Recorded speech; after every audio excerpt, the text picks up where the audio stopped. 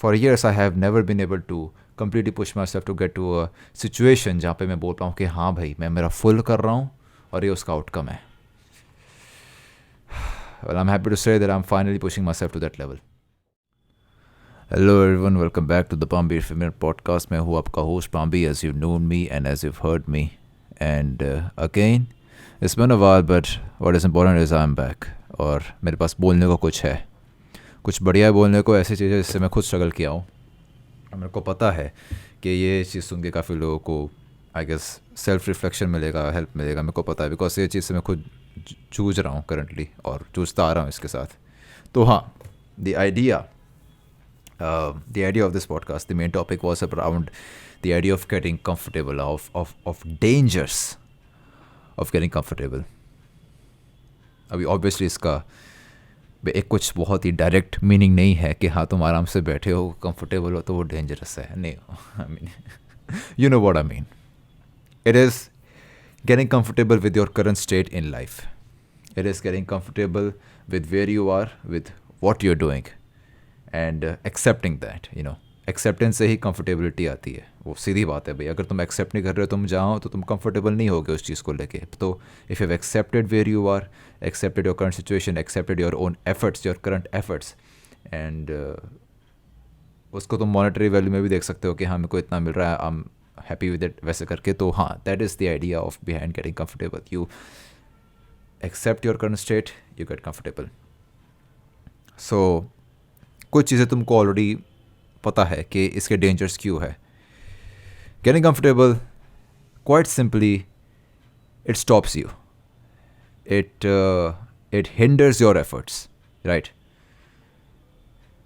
तुमने हो सकता है कि काफ़ी टाइम पहले सोचा हो कि no I have to do this and that and this and that and all of those जो हम एम्बिशन लेके आते हैं हमारे कॉलेजेस में, जो हम एम्बिशन लेके यू नो हम हमारा लाइफ का गोल बना के होते हैं. And those ambitions we have, everyone has big ambitions, right? And it is for the betterment कि हाँ बड़े एम्बिशंस होने चाहिए. But after many it happens to a lot of people कि एक पॉइंट के बाद जब हमको एक पॉइंट पे इतनी ज़्यादा मेहनत करके हम जहाँ कहीं पहुँचे होते हैं, हमको होता है कि यार इतनी मेहनत करने के बाद यहाँ मिला है और यहाँ मेरे को ठीक ठाक लग रहा है, सो दिस इज़ एनफ, वैसे करके तो कंफर्टेबल होके वहाँ पे रुक जाते हैं. इन माई केस, और मैं खुद का एग्जांपल इससे देना चाहता हूँ क्योंकि मैं I don't want to make it sound like कि मैंने मेरी लाइफ फिगर आउट कर ली है इसलिए मैं तुमको बता रहा हूँ तुमको क्या करना चाहिए. ना भाई, ये पॉडकास्ट का यू नो मेन ये है कि मैं खुद के स्ट्रगल्स को बता पाऊँ कि तुमको समझ में आ पाए कि भाई ये हर एक इंसान के साथ ऐसे स्ट्रगल्स होते हैं और ऐसे स्ट्रगल्स मेरे हिसाब से तो होने चाहिए भी काफ़ी हद तक. और मेरा स्ट्रगल कंफर्टेबिलिटी के साथ ये रहा है कि पहले एक ऐसे पॉइंट पे पहुंचा जहाँ पे मैं कंफर्टेबल हुआ, फिर मेरे को रियलाइज़ हुआ कि मेरे को कंफर्टेबल नहीं होना चाहिए था और उसके बाद एक साइकिल चालू हुआ रिग्रेट का. तुमको मैं पहले मेरी सिचुएशन समझा देता हूँ कि मैं क्या बोलने की कोशिश कर रहा हूँ, तुमको सब समझ में आ जाएगा. एंड हाँ चलो समझाता हूँ, सीधा समझाता हूँ मैं, राइट? तो मेरी सिचुएशन है ऐसी कि मेरा बैचलर्स ख़त्म हुआ साइबर सिक्योरिटी में, मैं कर रहा हूँ गुजरात यूनिवर्सिटी में. बैचलर मेरा ख़त्म हुआ, मास्टर हुआ चालू, और मास्टर के टाइम पे most of if not every one of my friends, every one of my classmates opted to go for a job. You know, completely understandable कि हाँ भाई स्टडी कर ली है एंड अभी जॉब कर रहे हैं. इवन द वंस उन्होंने मतलब मेजॉरिटी ने ऑप्ट किया कि जॉब के साथ साथ वो अपना मास्टर्स का हमारे यहाँ पे करेंगे, वैसे करके मेक सेंस, राइट? बराबर है, एकदम सही है. एंड उन सब की जॉब चालू हो गई. आई ऑन दी अदर हैंड पहले मैंने ये चीज़ ट्राई की, मैंने जॉब ट्राई की at a particular company, but मेरे को फिर रियलाइज़ हुआ कि ये चीज़ मेरे लिए नहीं है सही. कि I don't, at that point मेरे दिमाग में ऐसा था कि I don't want to get comfortable कि हाँ मैं जॉब लेके बैठ गया और मेरे को और कुछ नहीं करना है. It is a fear that I had. मैं ये नहीं बोल रहा हूँ कि तुम जॉब के साथ सीख नहीं सकते, डेफिनेटली सीख सकते हो, नो डाउट. तुम जॉब के साथ अपग्रेड कर सकते हो, वो तुम्हारी रिस्पॉन्सिबिलिटी और वो तुम कर सकते हो. बट मेरे को डेफिनेटली ये चीज़ पता थी कि जो मास्टर्स का टाइम है I could use it to gain as much as knowledge as I want. उसके बाद तो पूरी ज़िंदगी काम करना ही है. तो मेरा वो माइंड सेट के साथ आई वाज लाइक कि हाँ ये चीज़ सी है. तो मैंने वहाँ पे जॉब का कुछ मेनली ज़्यादा चालू हो, मैंने ट्रेनिंग पीरियड में ही वहाँ पे लीव कर दिया. मैंने सबको समझा दिया कि भाई मेरे को स्टडी में फोकस करना है और मेरा मेन फोकस स्टडी के टाइम पे उसके हिसाब से था एथिकल हैकिंग के हिसाब से मेरे को ये करना है. तो वो किया.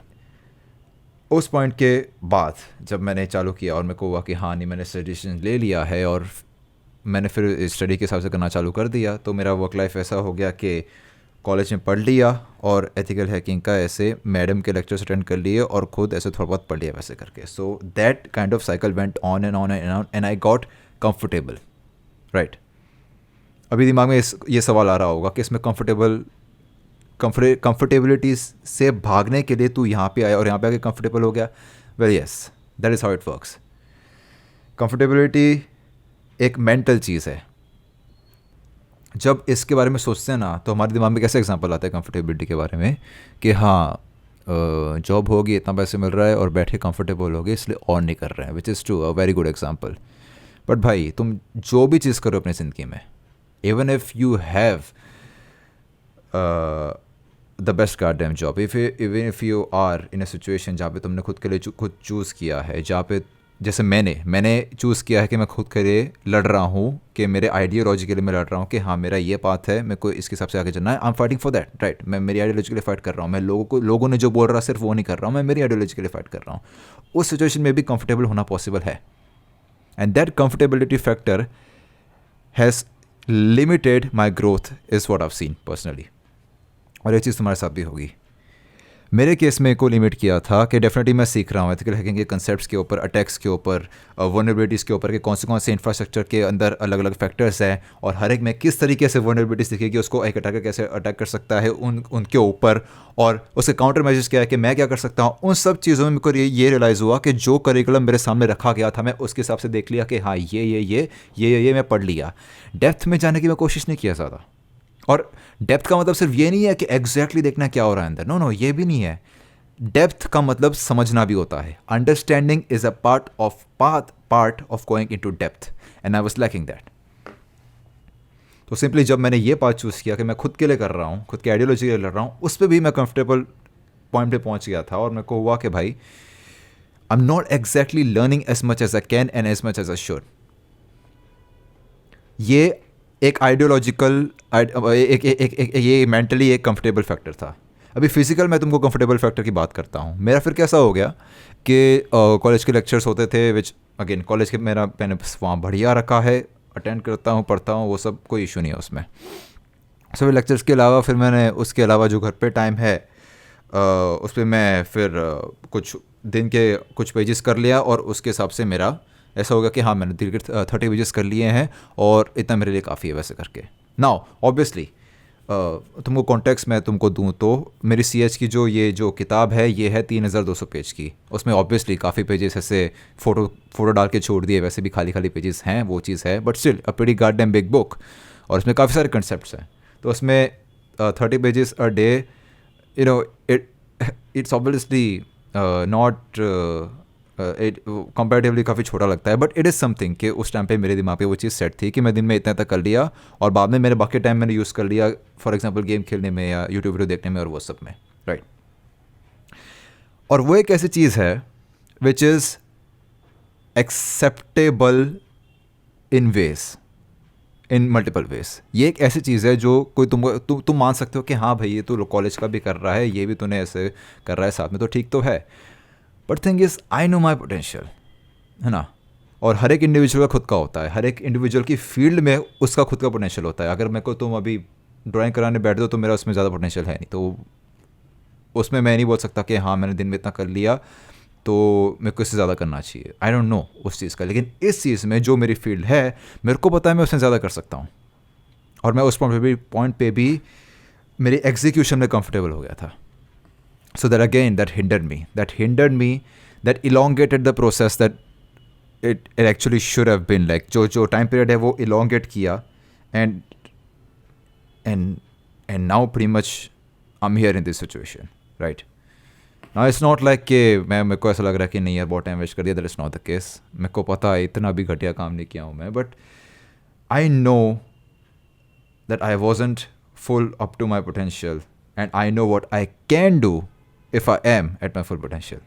और ये एग्जैक्ट सेम चीज़ तुमको भी जाएगी. राइट. अभी मेरे काफ़ी सारे फ्रेंड्स हैं जिनको मैंने एग्जांपल दिया था कि हाँ they opted to do their jobs.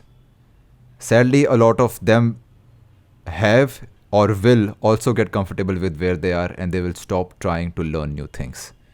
जैसे मेरे लिए डायलेमा ये है करंटली कि यार everybody around be is doing job, और अगर मैं स्टडी कर रहा हूँ तो मेरे को जस्टिफाई करना पड़ेगा मेरे को आगे जाके उस चीज़ को, क्यों कि मेरे को अच्छे से नेक्स्ट लेवल स्टडी करना पड़ेगा, सीखना पड़ेगा इन ऑल ऑफ दैट. और उनके लिए जो जॉब कर रहे हैं उनके लिए ये है कि they are not able to study any thing at all. Actually वो कॉलेज का पढ़ ही नहीं पाते, तो उसमें उनको वो डायलेमा ये रहता है कि वो पढ़ नहीं पा रहे, उनका स्टडी रुक चुका है. मेरा डायलेमा ये है कि मैं स्टडी कर रहा हूँ और मेरे को जस्टिफाई करना पड़ेगा स्टडी को कि मैं जॉब नहीं कर रहा हूँ वैसे करके. So the dilemma goes hand in hand. तो उस चीज़ में उनके लिए भी एग्जाम्पल सेट हो रहा है कि a number of them have or will get comfortable and they either have or will try to or will stop to try learning.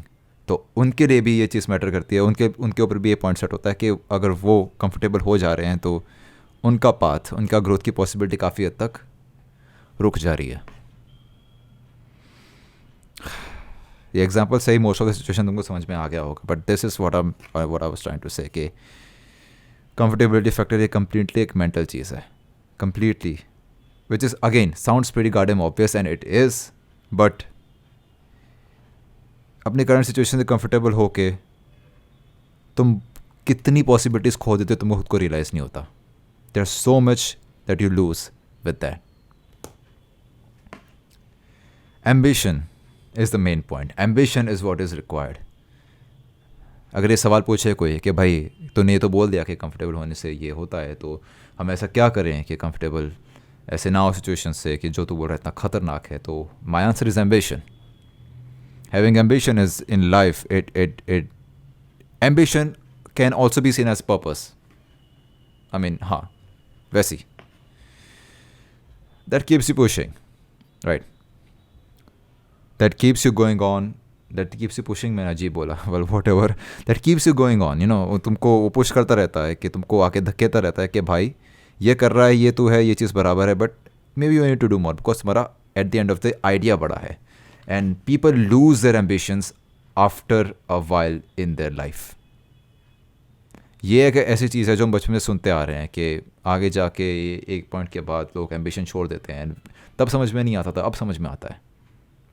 जितनी चैलेंजिंग लाइफ है, जितनी डिफ़िकल्ट सिचुएशंस लोगों को देखनी पड़ती है, नो वंडर कि वो एक पॉइंट के बाद रुक जाते हैं. बिकॉज भाई जहाँ तक वो आए हैं वहाँ तक आने को लग जाती है, तो बाद में बंदा बैठ जाता है कि हाँ बस ठीक है, हो गया, मैं इधर आ गया, इधर होके हैं. But that is something that we shall not allow in ourselves. Having a strong ambition हमको वो कहाँ तक लेके जा सकता है, वो इमेजिनेशन पे ही है. वो पूरे लिमिटेशन तुम्हारी इमेजिनेशन पे ऊपर ही है. Doesn't matter where you are. तुम जहाँ तक आए हो उसके लिए भी लगानी पड़ी थी, तो वहाँ तक तो आए हो ना, आगे आगे क्यों नहीं जा सकते. दैट वो जो सवाल है ना, वो एम्बिशन लेके आता है कि मैं इधर आ गया हूँ तो आगे क्यों नहीं जा सकता.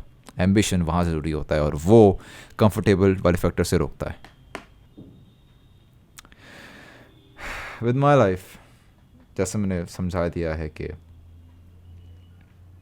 कैसे कंफर्टेबल फैक्टर मेरे ऊपर हुआ था, बट मेरे पोटेंशियल के हिसाब से मेरे को ये सालों से फील होता रहा है कि मैं नहीं कर रहा हूँ जितना मैं कर सकता हूँ. मेरे को सालों से फील होता आ रहा है कि भाई कितने मेरे को कॉलेज में अलग सिचुएशन में मेरे को लोगों ने बोला है कि हाँ भाई तू बढ़िया कर रहा है, तेरा सही है सही है सही है, बट मेरे को वो चीज़ नहीं चाहिए. I don't want that. मैं नहीं चाहता कि तुम बोलो कि भाई तू बढ़िया कर रहा है, because that stops me, that pushes me to getting comfortable, that puts me in a situation जहाँ पे मेरे को होता है कि भाई हाँ ठीक है कर लिया ना. For years I have never been able to completely push myself to get to a situation जहाँ पे मैं बोल रहा हूँ कि हाँ भाई मैं मेरा फुल कर रहा हूँ और ये उसका आउटकम है. Well, I'm happy to say that I'm finally pushing myself to that level. I'm finally in a situation जहाँ पे मेरे को necessity दिख रही है खुद को उस लेवल पे पुश करने की, to justify my decision, again जो मैंने पहले मेंशन किया था, of not opting for a job and opting to study. वो चीज़ मेरे को पुश कर रही है वहाँ पे, and I'm getting to that level. Which is exciting, very very exciting, but again वो जो रीजंस की वजह से मेरे को पुश मिल रहा है ना, वो बहुत कुछ सवाल लेके आता है मेरे अंदर, बहुत सवाल लेके आता है मेरे अंदर. It is difficult really, but I know how worth it is. I know how worth it is to fight for yourself. I know how worth it all of it will be in the end. I have to succeed on this. और मेरे current M में तो CH है, certified ethical hacking का जो है certification, that is in my current aim, and I have to get it right. I simply have to. Yeah that's it for this podcast. मिलेंगे अपने नेक्स्ट वाले में. और या अभी मैं खुद को फुल पुश कर रहा हूँ, एंड मोस्ट प्रॉब्ली तुमको हर हफ्ते देखने को मिलेगा ही. ये वाले के ऊपर कुछ बोलना है, comments are always available, my DMs are always open. I am aiming to do more and more. तो या if you have something in your side, any opportunity और एनीथिंग, एनी आइडिया इवन, तो बताना. मिलते हैं. कल रिपब्लिक डे है. जय हिंद.